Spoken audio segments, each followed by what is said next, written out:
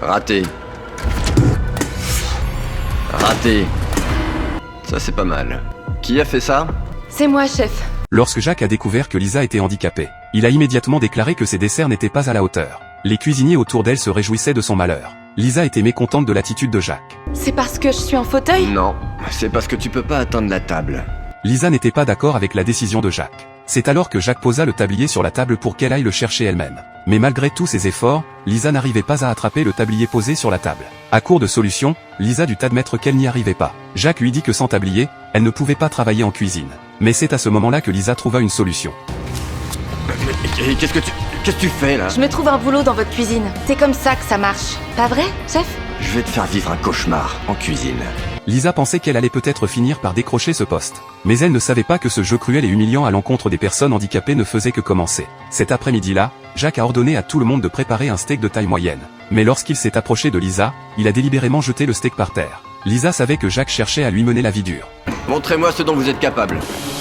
Les secondes s'écoulaient peu à peu. Lisa a essayé de ramasser le steak, mais Jacques l'a directement repoussé d'un coup de pied. Le temps file. Quel dommage, on verra pas ton talent, chef. Après avoir humilié Lisa, Jacques s'est retourné et est parti. Lisa regardait le temps s'écouler seconde après seconde, envahie par un immense désespoir. C'est alors que Mike, qui se trouvait à ses côtés, s'est soudainement baissé pour ramasser son steak.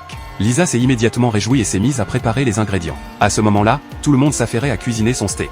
Et, à mesure que le temps passait, le concours touchait à sa fin. Quant à Mike, en regardant le steak raté dans la poêle, il ne savait pas quoi faire. Pour éviter d'être éliminé, il jeta soudain un regard vers le steak de Lisa. Il faut encore que je le dresse. T'inquiète, je surveille le plat. Mais dès que Lisa est partie, Mike a discrètement remplacé sa casserole. L'heure du concours est vite arrivée. Jacques a demandé à tous les cuisiniers de reculer. C'est alors que Jacques s'est aperçu que les ingrédients de Lisa avaient été touchés, et il a demandé à Mike s'il avait aidé Lisa. Non, je l'ai pas aidé, je me suis servi d'elle.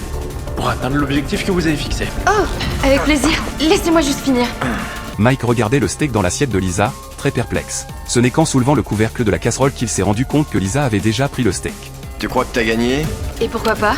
Le chef lui-même s'est agenouillé devant moi et a mangé mon steak. T'es arrogante, prétentieuse et trop sûre de toi. Eh ben, alors on se ressemble un peu, n'est-ce pas, chef?